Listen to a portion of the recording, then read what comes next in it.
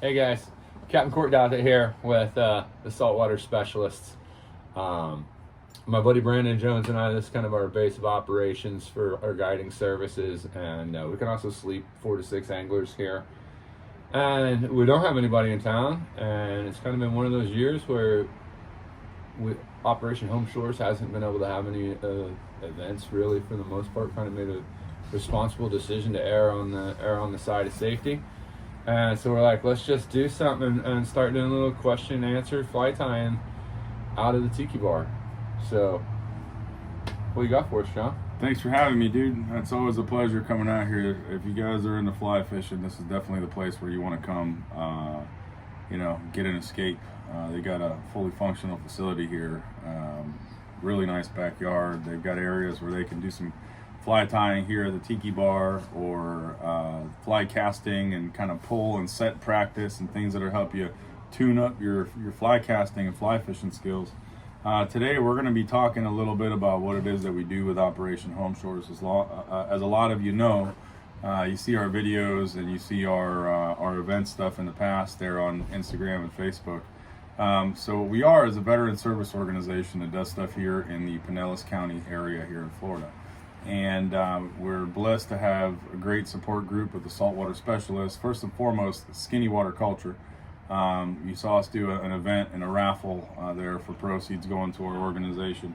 They've really been in since the beginning. Yeah. Just huge supporters. Yeah, absolutely. I mean, Vince and Jen jumped on. They help a lot of charities, but our mission with helping veterans and first responders here with fly casting and fly fishing, and we do hunts and stuff like that for folks who qualify.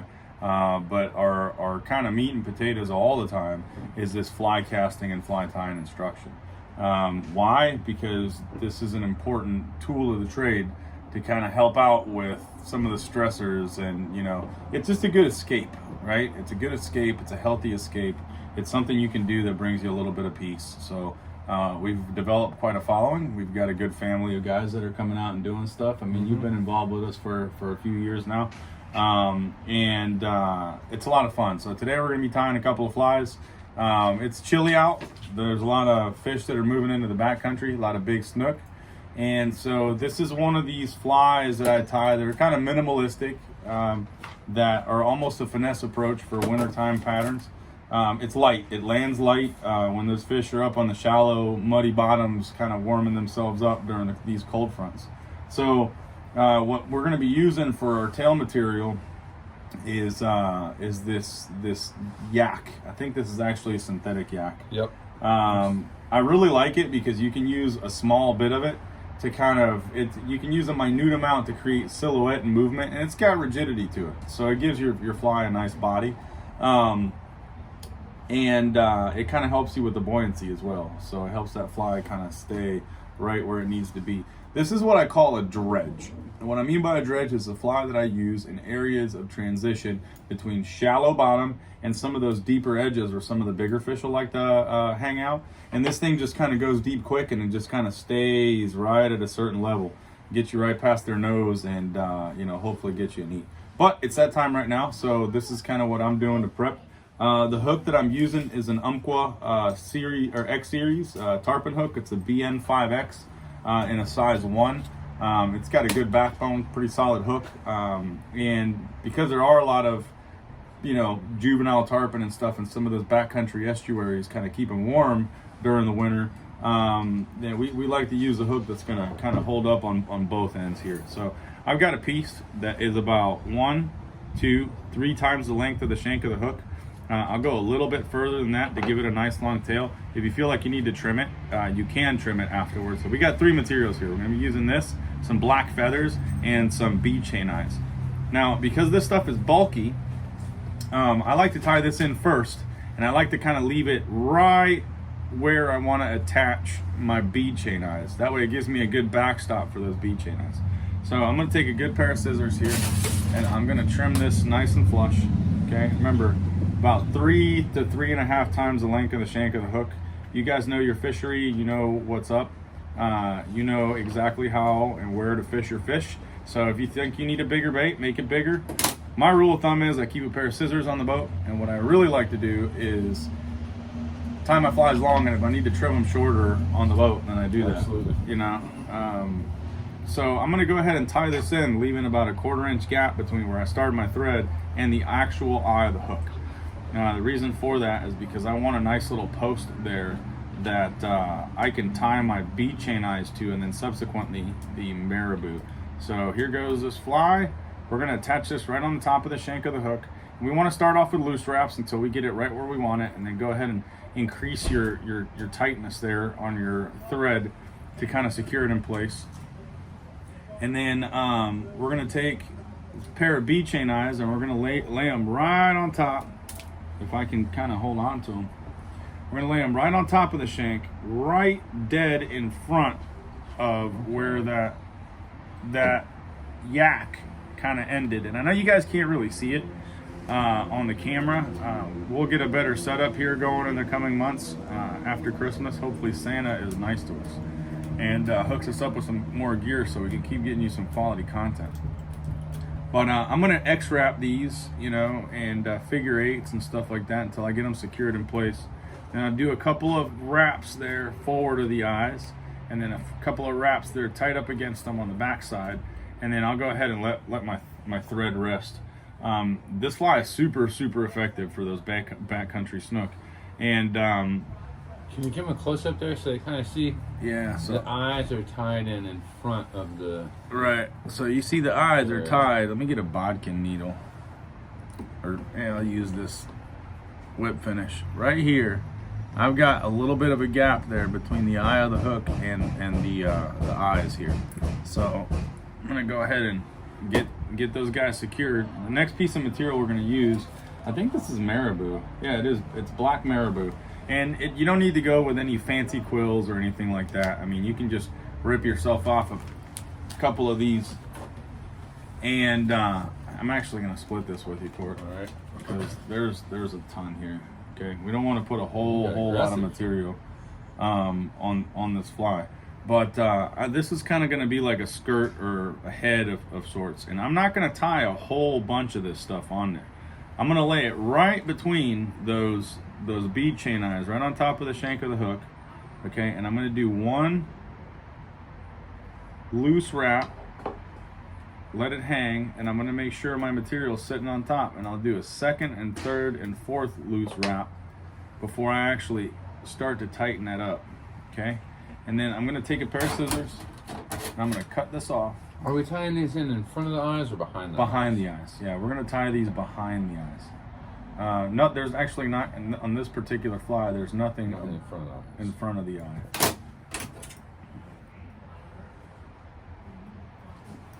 Bam.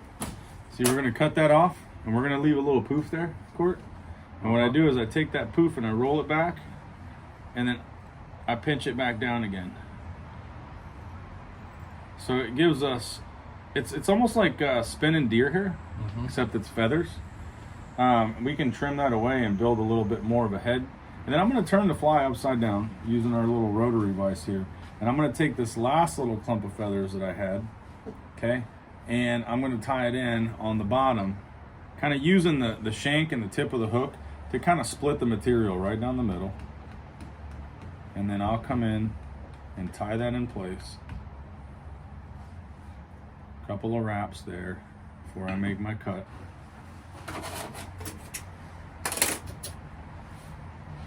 And I'll cut that stuff off, leaving a little bit hanging back. And it's almost like doing a reverse tie on some material.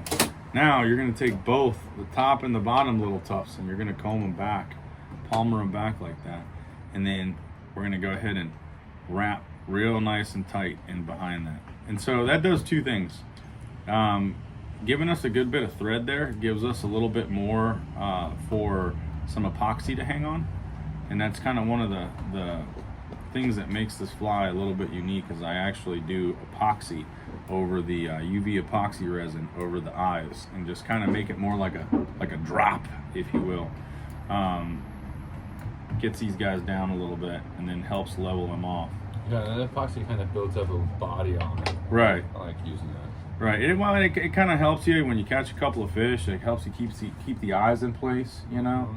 If it's a little bit breezy, Bounce it it gives a off of little, something. yeah, it gives you, and if it's a little bit breezy, you have a false, sense of security with your cast. You bang it off a dock, you bang it off a rock, whatever. Yeah, it's not gonna destroy the fly, Yeah. tear up your thread. So I'll go ahead and advance that thread in front of the, and build just a little bit of a head with this thread, just forward of the eyes. And then I'll take my whip finish tool and I'll go ahead and whip finish this guy. And it's actually ridiculous how many big snook I've caught on this fly. And for a fly that's not real meaty. But again, I use this fly during days where it's kind of just finesse fishing. The fish aren't really super interested in a whole bunch of what you got to give them. Like you said earlier, you're dredging, you can see fish there, but nothing's really active. Right. Just And getting it's down enough there in their material. face. It's enough material for them to pick up on the vibration, Mhm. but it's not enough material to push any water that's going to spook them when there's. They know everything on the marsh and then the flat is super still because it's cold. They're Right. not moving around a whole lot. Let me borrow these real quick. I'm going to come in here and I'm going to just trim a little piece of this and just kind of shape it a little bit with this marabou. Okay. It's really soft, but I just kind of want to taper it down towards the head a little bit. And really, I mean, it's not a super stiff fiber, so it's not going to put out a whole bunch of water movement like deer hair would, but it gives you a little bit of bulk and it helps you build that silhouette. You know how these feathers move underwater? It's like almost like a fish that's using his fins Absolutely. to kind of stay. And I also like the way that the yak swims with the feathers. Right. The yak stays a little more stiff. Right. And it still flows, but it's more stiff, and the feathers just kind of breathe around it. Right. And that's kind of the cool thing. Kind of breaks up the feathers, I guess. Right. Absolutely. See if I can even get this. There it goes. I clamped it on too tight. And there's our little fly. So you were asking, what makes this kind of stuff important? How Yeah, does- we were talking about just as therapy, and as I know that even myself, motorcycle go by. I know even myself, if I'm frustrated or I'm got too much stuff on my mind, that a lot of times I find myself sitting down on the couch, and I've got a little board that I put on my lap and just tie half dozen flies, and it You just bet. kind of takes my mind off of it. But Yeah, it's just like anything else, right? and I think especially with the veterans, a lot of the younger guys that have physical and unseen problems that they're dealing with that are very real, that having something to kind of escape into, to be able to just not even escape, just to be able to take your mind off of it for a little bit. Yeah. I really see the value in it, and I've seen with the 2-3 years of volunteering with you guys is what some of the veterans think about it. And who is it?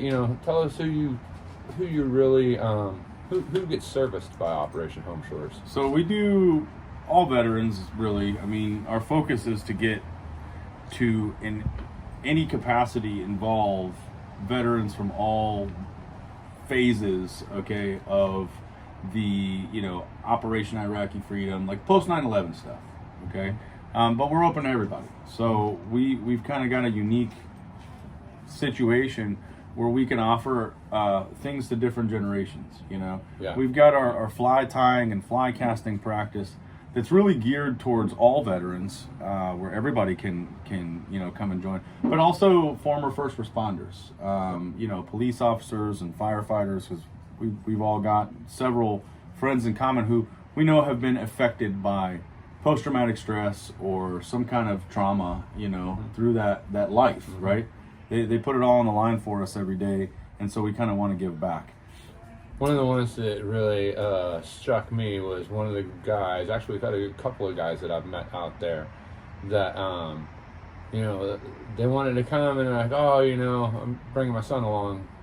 And we're like, yeah, absolutely, bring him along. And then that over time has become kind of their point of attachment with each other. I thought that was super cool to see a father and son that really hadn't had that much in common kind of pick up fly fishing together, Right. and now it's something that they talk about, and it helps build that bond between the father and The child. crazy thing for me was that when this all started for me, I figured that as a veteran and some of the struggles that I was going through, fishing was really helpful and beneficial to me, as it is with anybody. You don't have to be a veteran to love fly fishing, right? Right.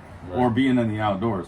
But the thing was that it was the unforeseen effect of it that at first it was, hey, let's get these guys out. They're going through hell. Let's go start checking them out of the VA and taking them out for a good day. One good day can fix a lot of stuff for somebody. Okay, it puts you in a different mindset. And so it's an activity that you, once you acquire the skills, can do on your own almost anywhere. Right. You can find some body of water that has something alive in it and try to tie something that you trick them into eating. And that's how we came up. Just therapy of Yeah. learning. So one of the things that pushed over that edge was really when we got involved with Skinny Water Culture because of the Ditch Kids initiative, and I kind of accredit that whole genre of stuff to how this evolved into getting families involved, because Skinny Water Culture has always been a very the whole gang, we're all very family oriented, and that really kind of put it together for us when we started involving guys and their kids. We all go out. When we go out and do things, our kids are always with us, Yep. and that helps to create those bonds. And the best part is it doesn't cost any money to come out and have a good time. We've always got vices. We've always got fly tying materials, and all of us are talkers, that love to talk fishing. Right. And so these friendships and these relationships that have come out of it, have really kind of been the ticket to keeping this thing alive. Where at first it was like, oh, how are we going to afford to get people fishing all the time? We don't. right. We It don't cost much. No, it doesn't. We tie flies on a shoestring budget. We Fish all and fish hamburgers on on the grill. a budget. Yeah. And how do we share that with other people? Well, we teach them how to fly cast. We teach them how to tie flies. We work with our partners in the industry that help us get gear to them. And with our donors, with our parties and our fundraising events. It's been a great ride, and although 2020 was kind of difficult, it actually helped us because it's pushed us to be more driven to meeting the online needs of people that don't want to go outside, that don't want to take any risk because of health issues or whatever, and they get to participate on us via video, So Yep. looking forward to doing a lot more of these fly tying Fantastic. videos. It's gonna be a fun year. Thanks for coming over this afternoon. Absolutely, man. Pleasure Heck to yeah. be here. Appreciate y'all. Thanks Hey. for being out there. Thank you to all of our veterans and our first responders as well. You bet.